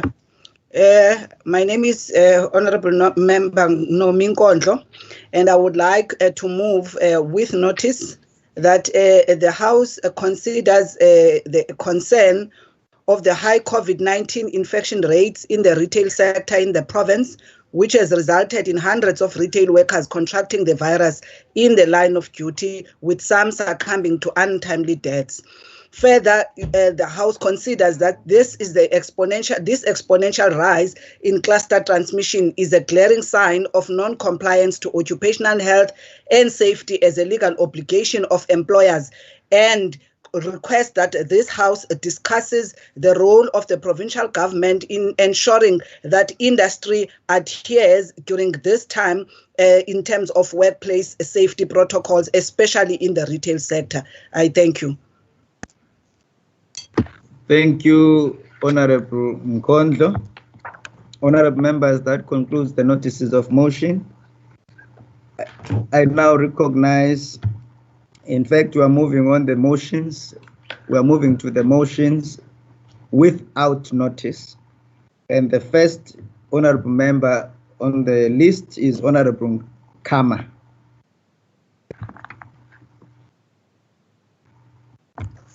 Honorable Kama. Thank you, Speaker. I move a motion without notice that the House notes that during Freedom Day we learned of the devastating news of the passing on of MEC Fritz's mother, Theodore Fritz, at the age of 93. Mama Fritz passing on Freedom Day on what we have come to know as Heroes Month correctly bears testimony to a life which was dedicated to the people and defines her as a South African heroine. Mama Fritz was a struggle veteran and an anti-apartheid activist who worked tirelessly in the dark days of apartheid to nurture and guide our youth in the 1980s. I move that the House send its condolences to MSC Fritz and family, and that God continues to protect and comfort them. I so move, Speaker. Thank you, Honorable Kama. I now recognize Honorable the Chief Whip. Thank you, Speaker. I move without notice that the House extends its deepest condolences to the families and loved ones of the 72 COVID-19 victims in the Western Cape. We further empathise with all residents in the Western Cape experiencing illness, loss, hardship and hunger brought about by this devastating pandemic. I so move. Thank you, Honorable the Chief Whip. I now recognize Honorable the Leader of the Opposition. Honorable members, my apologies. As per the rules, I need to ask this question, whether there are any objections to the question, to the motion being read without notice. No objection. No objections. Agreed to. Thank you, honorable members. I now recognize Honorable Dagmo. Thank you, Speaker. I would like to move without notice that this House commiserates with the family, the friends, and the comrades of the iconic struggle veteran and hero Dennis Goldberg, who died during last week, aged 87 years old, and notes that Comrade Goldberg was a founder member of the People's Army, Mkhonto we Sizwe, which had its first camp against the legitimate apartheid regime on his Western Cape farm, and one of the people who were found guilty of high treason, together with Nelson Mandela and other high-profile leaders of the notorious Rivonia trial. I so move. Thank you, Honorable Dagmo, the Leader of the Opposition. I now recognize Honorable Mitchell. Thank you, Honourable Speaker. Honourable Speaker, I move without notice that the House notes and congratulates Mr. Gideon Erasmus, fondly known as Kali, an environmental and development attorney from Prince Albert in the Central Karoo, and the founding head of the Centre for Development Studies at UNISA, for the award he received as the Environmental Law Lawyer of the Year 2020, presented by the international publication Finance Monthly. That the House further notes that for his award as the overall winner, Mr. Erasmus would appear on the cover of the 2020 awards edition, and that the House notes that this prestigious award follows as a result of the successful private prosecution and conviction of BP Southern Africa for historical environmental offences by Uzani Environmental Advocacy. This is believed to be the first successful criminal prosecution of an environmental offender by a member of civil society anywhere in the world. In conclusion, Speaker, that the House further notes that this certainly is the first of its kind in South Africa. I so move. Thank you, Honorable Mitchell. I now recognize Honorable Van Focha. Honorable members, I have to ask the question. I have to put the question. My apologies, Honorable Van Focha. Honorable members, are there any objections to the motion being moved without notice by Honorable Mitchell? No objections. Agreed to. Thank you, honorable members. Honorable Van Fochel, you may proceed. Sorry, a point of order, Speaker. Point of order. What's the point of order, Honorable the Leader of the Opposition? Thank you, Speaker. Speaker, the motion around Comrade Dennis Goldberg, I think you also did not ask the House whether there was any objection. If my memory serves me correct, I think that was also not put to the House. Yes, you are correct, Honorable Dagmo. Also on the first one by Honorable Kama, I did not put. Yes. I assume you can't object. I hope you're not objecting to that motion yourself. I dealt with the other motion subsequent to that. Are we all happy, honorable members? Thank you. Agreed to. I now recognize Honorable Van Vochen. I hope you are allowed to speak now.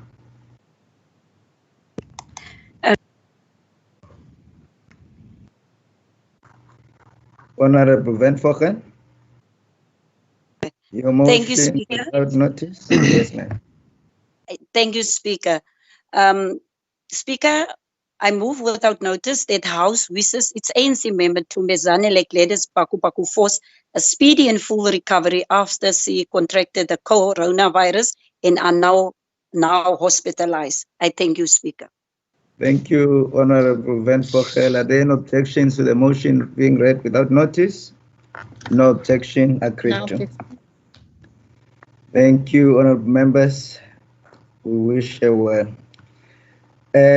Honorable Mackenzie. Thank you, Honorable Speaker. Speaker, I motion without notice. I move that this House commends the many NGOs operating in Mitchell's Plain. These NGOs have filled a vacuum left by SASSA, the main agency responsible for social support, and which is opening its offices on only Monday, the 11th of May, well after the beginning of lockdown, and in spite of repeated calls for them to do so. I so move. Thank you, Honorable Mackenzie. Honorable members, are there any objections with the motion being read without notice? No objections. Agreed to. Objection. Objection. The Objection. objection. Thank you, honorable members. The motion Objection. will be in the order Objection. paper. But Honorable Speaker, it was after you said agreed to. I tried my best to unmute myself in time, and the reason, Speaker, that it is we all commend Mitchell's Plain, but it's not true that it's only SASSA. It's the delays by social development. Point of order, Mr. Speaker. Thank you, Honorable Dagmo. You've recorded your objection, and there's no motivation. Thank you. What's your point of NGOs order? in Mitchell's Plain. Well done, Member Dagmo. Honorable Mackenzie, we're trying to help you here. Honorable the Chief Whip, what's Thank your you, Mr. point? Speaker. You covered me on the no need for motivating the objections. Thank you. But Thank then, you, Speaker, Honorable why Chief doesn't Whip. the Chief Whip raise an issue with her own member? She's not consistent. That's the problem. Mr. Speaker, the Leader of the Opposition is abusing the opportunity here. He's not raising a valid point of order. Honorable members, I can see that we miss each other in person. I hope we'll see each other soon. And I'm so looking forward to the world after COVID-19. May I please request that we proceed in the spirit within which we're proceeding right now. We're almost there. We're almost there. The next is Honorable Van Vochen.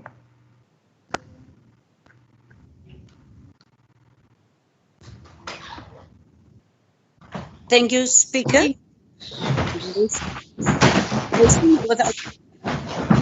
House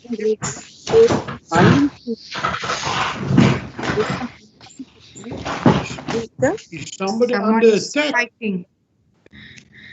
Honorable Van Vochen, you are protected, Madam. When you are ready, please proceed. I can hear you on the background somewhere there. Okay. Thank you, Speaker. Okay. Okay. That the House congratulate all law-abiding people with the general patience displayed during the level of lockdown by wearing protective clothing like face masks and gloves, regular washing of hands, maintaining social distancing, and even providing assistance to the vulnerable during the coronavirus. Comments and all to unite behind the internationally accepted restrictions to keep the infection down, as we are all together in the uncharted water, Kosi Sikeleli, Africa. I thank you, Chair. Speaker. Thank you, Honorable Van Vochen. Honorable members, are there any objections to the motion being read without notice? No objections. Agreed to. Honorable Allen, I recognize you, sir. Thank you, Mr. Speaker. I move without notice that this House extends our gratitude to every safety officer in the Western Cape for their efforts in keeping our communities safe during this time. We further acknowledge and commend the redeployment of the Department of Community Safety, Safety's private security and security support team under the leadership of Minister Fritz to support the enforcement of lockdown regulations in the province. I so move. Thank you, Honorable Allen. Honorable members, are there any objections to the motion being read without notice? No objections. Agreed to. I recognize Honorable Barnes.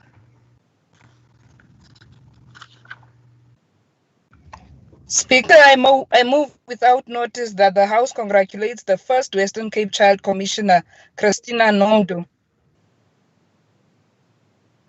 Is that it? Thank you, Honorable Barnes. That was nice and crisp. Honorable members, are there any objections to the motion being read without notice? No objections. Agreed to. Honorable members, the next motion is by Honorable Porter. I recognize you, Honorable Porter.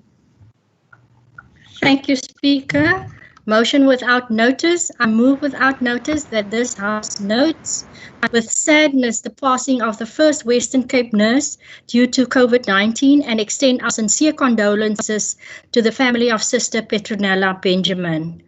Our thoughts and prayers are with her family and colleagues during this time. Also, that this House further notes with concern and extend gratitude to frontline workers who take courage to face this crisis firsthand every day. I so move.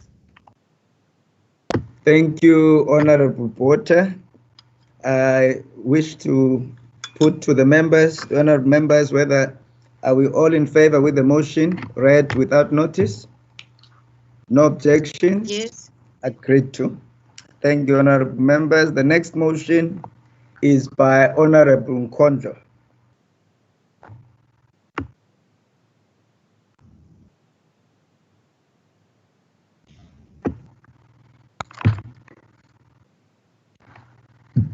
Are you ready, ma'am? Let's move to Honorable Maseko. Thank you, Speaker. Speaker, I move without notice that the Democratic Alliance would like to congratulate Mrs. Lululina Sykes, a 100-year-old in Villiersdorp, an amazing milestone in itself. She should be praised for the love, caring, and wisdom she has given so generously every day for 100 years. May her 100th birthday bring her more than all the joy, wisdom, hope, and love she has always given away so freely. Happy blessed birthday to her. I so move. Thank you, Honorable Maseko. Honorable members, we all in agreement with the motion being read without notice. Are there any objection? No objections. Agreed to. Happy birthday to Ukoko. Honorable members, I now recognize Honorable Bosman.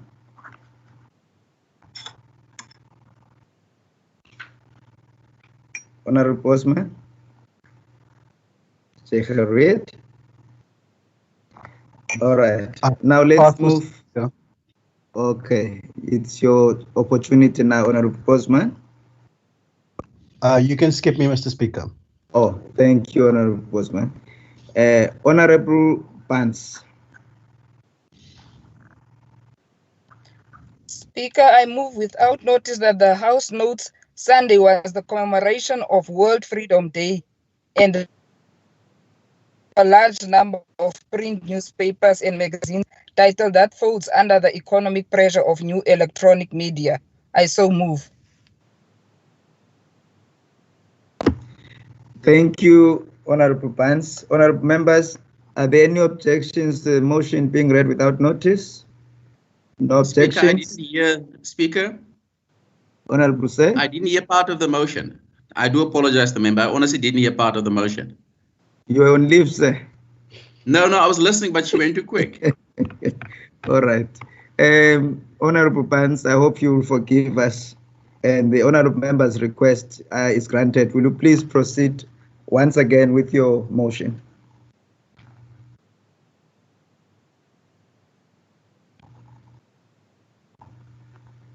Honorable Pants? Speaker, Yes, ma'am. I move without notice that the House notes Sunday was the commemoration of World Freedom Day and the subsequent loss of a large number of print newspaper and magazine titles that falls under the economic pressure of new electronic media.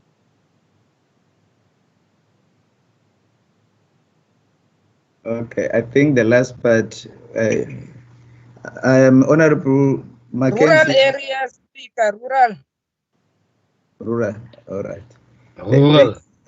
Thank you, Honorable Barnes. Honorable Member, order. Honorable Members, order. I would like to put it to the House whether Honorable Members, whether there are any objections to the motion being read without notice. No objections. Agreed to. Honorable Porter. Thank you, Speaker. Yes, ma'am.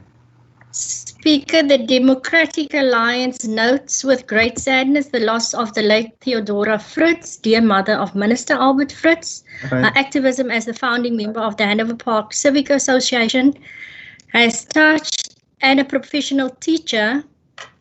Sorry, Speaker. And a professional teacher will long be remembered. The death of a dear one has no right time and the sorrow is hard to express. Yet we extend our deepest condolences to the Fritz family. Our thoughts and prayers are with you during this time. I so move. Thank you, Honorable Porter. Honorable Members, are there any objections to the motion being moved without notice? No objections. Agreed to. I now recognize Honorable Mackenzie. Speaker, I will forward my next one, please.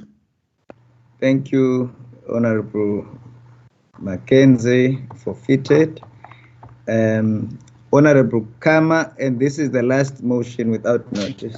Honorable Kama.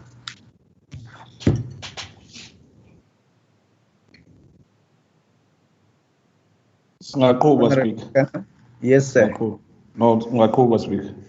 Oh, honorable members, thank you very much. Speaker, I twice put my name down in the side to ask a question or to put a motion without. Oh, I'm going to respond to you now, Honorable Murray. Honorable Murray, and I think it's something that all members will attest to. There was a request for the honorable members to submit motions in writing to indicate that they wish to express their motions, and that has not occurred when it comes to the FF+. So I don't have you here on the list. You are not here, and I think that is a challenge. The only motion that I missed is Honorable Dagmo. Honorable Dagmo was number 3. Did I miss? Let me just check with the table staff.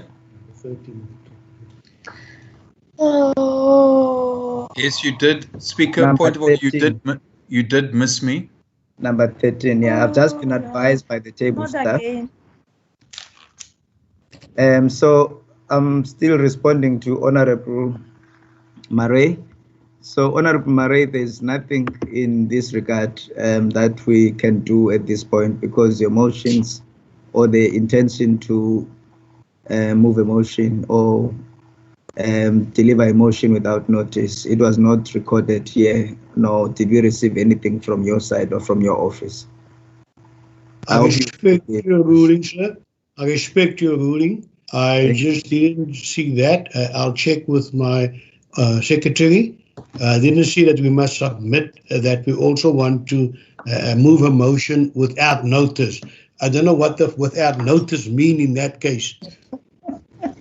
See, it is without notice, it's without notice. But I submit to your reading. Thank you, sir. It is precisely that. But all the members who spoke, they indicated that they will speak. They may not have necessarily submitted a particular motion, but they've submitted their names to give a notice of the motion. May I please proceed, because this is not the point where we are going to debate this matter. When it was agreed to earlier, and members have been really cooperating in this regard. And I will reiterate again in the same form and encourage members to follow the guidelines so that we have a particular decorum in this new platform until we go back to our old system, which we have not arrived there yet. We're still on level 4 lockdown. Thank you, honorable members. Honorable, the leader of the opposition. Okay. Speaker, thank you. I move without notice that, remembering the legendary Argentinian doctor who helped to liberate and also to guide Cuba, that this House, that legendary doctor, of course, is Che Guevara, that this House welcomes the assistance the Medical Brigade of Cuba is providing to South Africa in terms of medical support, which will also be enjoyed by the people of the Western Cape, who need, as do many other provinces, additional doctors to assist with the fight of the pandemic. I so move. Thank you, Honorable, the leader of the opposition.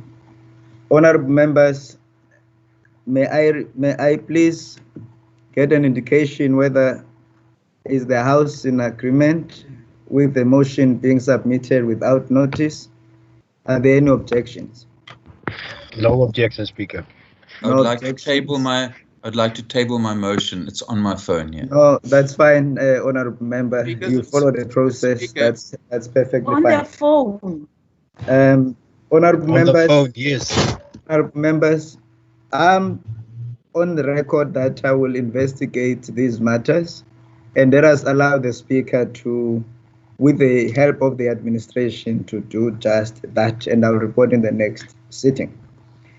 Are there any objections to the motion by Honorable Dagmo being moved without notice? Speaker, can we please hear the first part of that motion? No, but you can't again go back and back and back here, this part and this part. You are I'm not addressing the speaker. Dagmo. Honorable Maran, you are not Honorable Dagmo. I'm sure because you can. The last part is about medical help, but the first part, I think it was a bit political. Can we just hear the first part, please? Thank you. Let's not debate the motion. It's not a debate now. Honorable Dagmo, will you please read your motion for the second time? Okay.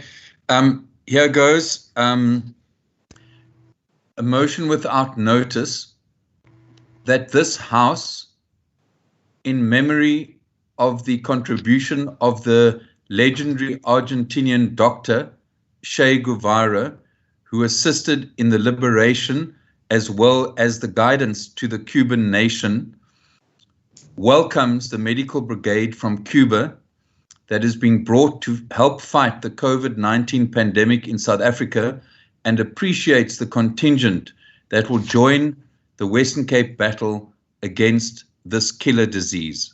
I so move. Thank you, Honorable Dagmo, the leader of the opposition. Honorable members, are there any objections to the motion being read without notice? No objections. No objections. Agreed to. Honorable members, this now brings me to the end of our sitting, and I would really, at this point, take this opportunity to thank all of you and to once again congratulate the Western Cape Provincial Parliament and all its members, and of course the administration and the IT team that has been enabling us to do this in the manner in which we have, and say that to the entire Parliament, all of us, let us please continue to use this platform to optimize the role of Parliament, to hold the executive to account, and to ensure that oversight takes place in the spirit of multi-party democracy. Thank you very much, honorable members. The meeting is adjourned. The sitting is adjourned. Thank you. Have a great evening. Thank you.